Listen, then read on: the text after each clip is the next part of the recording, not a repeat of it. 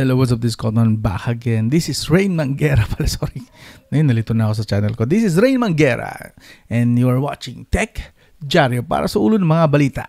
Sa GSM Arena, Poco M6 Plus, specs, price, and images surface. So mukhang magkakaroon po ng Poco M6 Plus. Abangan natin.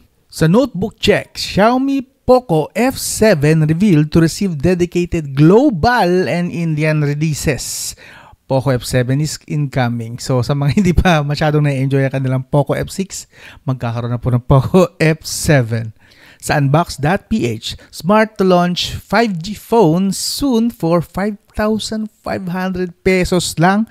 Si Smart po, magkakaroon daw siya ng sarili niyang phone at napakamura lang. Tingnan natin. Ito naman sa Reddit lang to. Possible na chismis lang talaga ito, pero gusto ko pa rin i-feature to dito sa channel na to. CMF phone has hidden infrared camera sensor and actually para na rin siyang X-ray. CMF phone 1? Sinong mga nakabili sa inyo ng CMF phone 1? May surprise feature siya. And finally, sa Android Authority, end of an era, Nova Launcher's parent company lays off practically everyone. So, mukhang magsasara na ang Nova Launcher parent company. Ito nga kaya mangyayari? Kung interesado po kayo sa mga headline na to, pag-usapan na natin. Unang balita sa GSM Arena, Poco M6 Plus. So, M6 Plus, specs, price, and images. Ito po yon. Mukhang magkakaroon na kasi namataan sa India, meron na. Sa panulat po ito ni Sagar. So, Poco M6 Plus. Ito po sa India pa lang naman ito, pero expect natin na possible, malaki pa rin naman ang possibility na magkakaroon nito sa Pilipinas. So, diretso na tayo sa mga expectations na available dito sa article na to. So, Poco M6 Plus will be powered by the Snapdragon 4 Gen 2. Okay. So, yung pinakamababang... Ang katumbas nito, just so you know, may idea kayo sa 4 Gen 2 is parang Dimensity 6000, 6080, yung ganon. 7020. Yes. Yung pong katumbas ito, hindi po ito gaming chipset. 5G chipset lang po ito. Android 14, of course. HyperOS na. 2 memory options, 6GB, 128GB, and 8GB, 128GB na storage. Ang possible na itsura niya, ito po. Uy, ulala. Actually, yun ang may maganda. Parang may naalala ko ito yung naunang Pixel phone, di ba? Ganito rin yun, no? Parang panda style. Yeah, it seems gano'n na magiging itsura niya. Parang trip ko yung gray. But anyway, ito po yung possible na itsura niya. Hindi pa to 100% confirmed, pero mataas ang possibility na ito na magiging itsura niya. Lagyan natin siguro mga 85%. Ito yon. Medyo trip ko tong gray na to. Maganda. And black, of course. Okay din. Ito pa. More specs pa is 6.79 inch. Malaki din. 120Hz screen refresh rate, LCD lang po ito, 5,030 mAh battery and 33 watts charging. Actually, decente po yung kanyang specs. Decente po ito. Hindi naman siya kulelat na kulelat. Goods na rin tingin ko ito. It will also feature 3 cameras, 13 megapixel selfie shooter and a 108 megapixel primary camera on the rear joined by 2 megapixel unit. Okay, so technically 108 megapixel sa rear at 13 megapixel lang. The rest, basurang camera na po yun. Other highlights, IP53 rating. Budget phone ito. So possible na, I hope nasa 6,000, 7,000 ito. Wag naman sanang tumaas masyado. Yun ay wishful thinking lang. Pero syempre, kung gusto ni Poco na pataasin niya more than 10,000 pesos, wala tayong magagawa dyan. 3.5mm jack and side-mounted fingerprint scanner. The source claims that the Poco M6 Plus will come in purple, silver, black. Okay, so silver ito. Ito silver to. Its 6GB, 128GB model will be priced at 13,900. Oh, nasa mga 11,000 to 12,000 ito. Mas mababa ng konti ang Indian rupee sa Pilipinas. So, yeah, mga nasa 11 to 12,000 pesos pala ito. So, malayo sa wishful thinking ko na 7,000. Pero, okay, tingnan natin. We'll see. Pero, yun nga. For expectations, possible. Mas malaki ang possibility na sa 11 to 12,000 ito. Yeah. Anyway, kung interesado kayo, baka naman maganda. Actually, not bad naman. Gaganda rin naman ang mga kasama niyang features. I-exclude na natin itong Snapdragon 4 Gen 2. It has Android 14 na rin naman. 5,000 mAh. 33 watts. Ito yung pinaka-sweet spot kung tatandaan yung sinasabi ko. And malaking screen, almost 6.8 inch na rin siya at 108 megapixel na camera. So I guess that's decent na rin for 11 to 12,000 if ever. Anyway, kung interesado kayo, iwan ko yung link dito sa video description. So susunod na balita, sa notebook check sa panulat ni Alex Anderson. Ito, yan. Xiaomi Poco 7, Poco F7 revealed to receive a dedicated global and Indian releases. I hope sabay, no? Global tapos Indian sabay na i-release, di yung mauna lagi sa India. But if ever man, it's parang grado na ako panlumo to sa mga kakabili lang ng mga Poco F6, F6 Pro kasi magkakaroon na agad ng Poco F7 this early.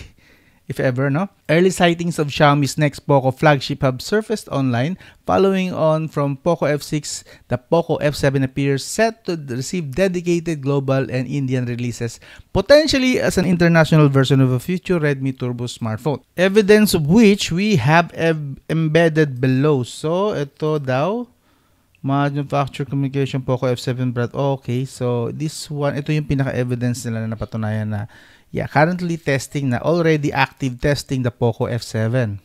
So basically, wala pa tayong masyadong details pala rito. No? Mostly, clue pa lang na tinetest na siya ni Xiaomi, itong Poco F7 na to, for possible release na soon. Okay, wala pa pala tayong makukuha ditong specs, kahit chipset man lang, wala eh.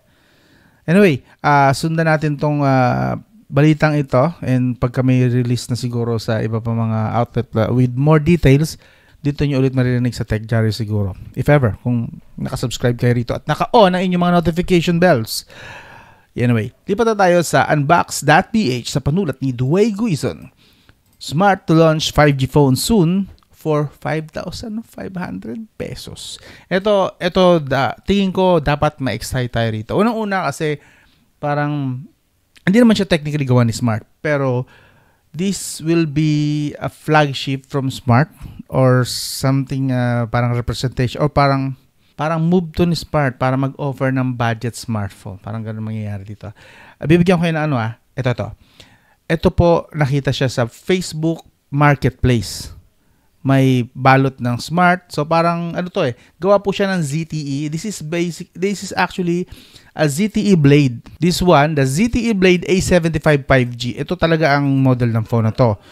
Pero parang kagaya siya ng ginagawa ni Infinix kapag nakikipag-partner siya sa Mobile Legends, sa Free Fire. Yung cover ng box is makikita nyo Free Fire, Mobile Legends, so on and so forth. So ganito nangyari na. Parang nakipag-partner si ZTE kay Smart to offer us this budget, ultra budget na to kung tutuusin. Kasi hindi man nakalagay dito kung ano ang specs nito. Pero 5,500, meron ka lang yung 128GB na UFS 3.1. Look at that to, UFS 3.1 po yan sa 5,500 pesos. Wow! At 8GB na yung RAM, hindi 6 ha, 8GB RAM. 50 megapixel AI camera, 6.6 inch 720p. Okay, it's not bad. 5,500, reklamo ka pa ba? Hindi naman pangit ang 720p. 120Hz screen refresh rate pa yan ha, at DTS audio. The best part, 5G phone po ito ha, 5G. This is 5G smartphone. Check natin kung meron dito mga specs na nai-release si unbox.ph. Check natin ha. Same lang din yung nakasulat sa box eh. Eto, mention that it uses Unisoc T760 processor. So if we check this, ilan ba to? Wait, check natin ha. The T760 supposedly has 4 Cortex A76 at 4 Cortex A55. So 2 GHz po ang max clock speed niya and up to 2 GHz din na efficient. So lahat 2 GHz para magulo to check natin. Supposedly dito yan. Ayun. 4 na A76 up to 2.2 GHz. Oh, so parang Helio G99 din siya. Pero this one supposedly has 2.2 GHz. So mas malakas to sa G99. Kasi 4 ang 2.2 GHz niya. Sa G99 is 2 lang po ang 2.2 GHz. And then 6 na siya na 2.0 GHz. It would seem na 4 yung A76 niya. So I assume, not 100% sure, pero I assume na 4 to na 2.2 GHz. 6 nanometer na rin siya.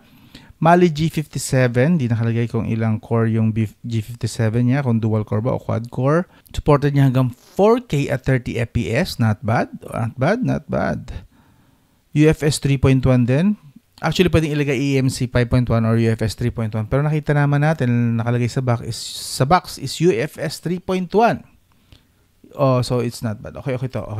And confirm, may 5G nga siya, NSA-N, SA standard and non-standard. At meron din siyang AI actually, NPU. Hindi nga lang nakalagay dito kung ano ang pangalan, VQ7.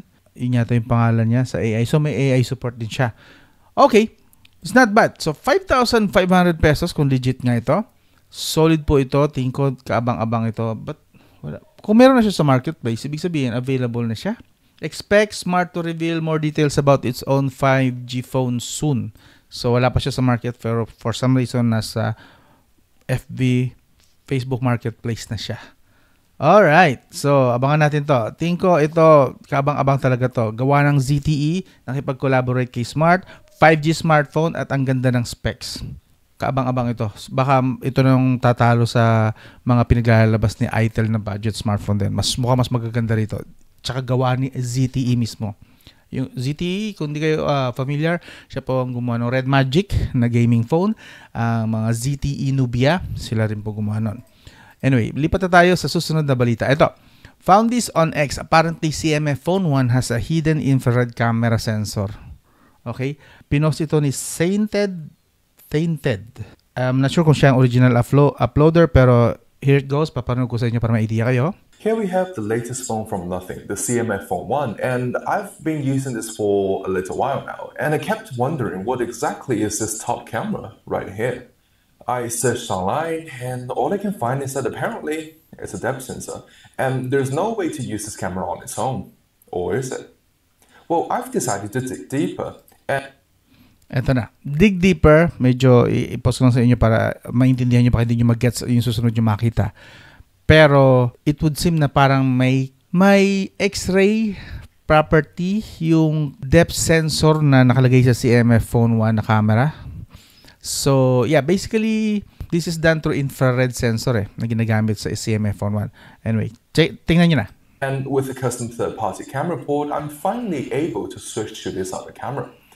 At a glance, it appeared to be just a low-res monochrome camera. Well, that is, until I accidentally pointed it against my TV remote. Holy. Kita nyo? Kita niya yung battery ng remote control camera niya. Upon further investigation, actually... So now we know the CMF Phone 1's secret. It has a see-through camera. Not only does it work against my remote, I've also tried to put iTunes behind a black beanbag, a luggage divider, and my gray t-shirt. So, pinakahuling part, t-shirt yung nakikitaan. So, basically, yeah, upon further investigation, may mga materials pala talaga na pwedeng lumusot or pwedeng makita using infrared sensor sa camera. And actually, nangyari na to yata before sa, parang kung di ako nagkakamali kay OnePlus. I'm not particularly sure about the model, but I believe OnePlus nagka-issue nito before. Isa sa mga camera nila is yung pwedeng gamitin para makasitro sa mga damit. Ayun. Pero again, this is using infrared technology sa camera sensor. So basically, hindi po lahat pwedeng makita niya yung loob. May mga certain materials po na compatible lang yung see-through effect niya. Certain materials.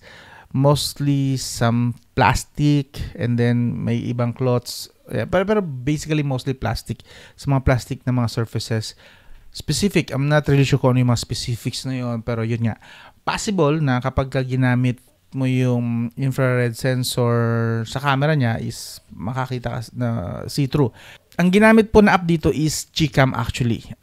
Meron ako ditong CMF Phone 1, hindi ako interesadong gamitin niya kasi parang masama ang gawin yun. Tsaka hindi ako may hawak actually dito, isang family member. So, basically kung interesado kayo, try nyo and maybe try ko rin, hanapin nyo. Try ko rin eh. This is for science. Don't get me wrong. Okay. Try natin, hanapin sa yung Gcam na ginamit na para ma-achieve yung ganon. Pero dahil dito, I believe pwede siyang i-disable kasi ni CMF Phone 1. Kagaya nung nangyari kay OnePlus, dahil ang dami nagreklamo, dinisable po ni OnePlus yung feature na yon. So possible na gawin din dito ni CMF pag nakarating na to sa kanya. This is actually 1 month ago pa So I'm not sure kung siguro sa mga susunod na update, baka itanggalin na rin to ni CMF. I'm sure nakarating na rin kay Nothing Phone or CMF Phone. Nakarating na rin siguro yan. And possible na sa susunod na update, wala na yung feature na yan, naka-disable na. But anyway, iwan ko yung link dito sa video description kung interesado kayong basahin nyo itong sa Reddit na to. Yeah. And finally, last na po ito, sa Android Authority, sa panulat ni Andrew Grush.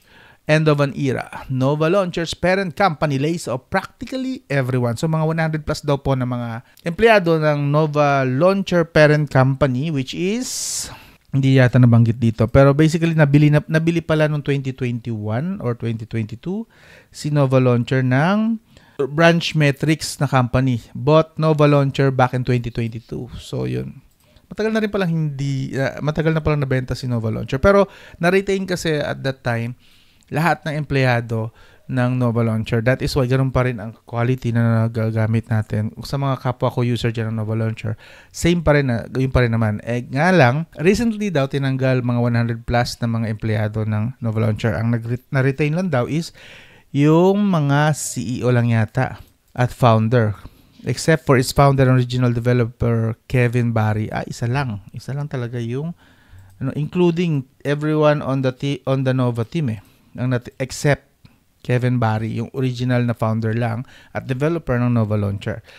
So, base dito, buod na rin ng article na to, ibubuod ko na lang, is sabi rito, possible na mas magbumagal starting now or starting nung nawala yung mga empleyado, baka daw bumagal yung development and yung mga adaptations ng Nova Launcher software. And possible sa darating na 8.1, Nova 8.1 is hindi na daw ganun karami yung mga, alam niyo na, mga bug fixes, mga new features, so on and so forth. Mga limited support na ang mangyari sa Nova Launcher na susunod. Itong Nova 8.1 na i-release.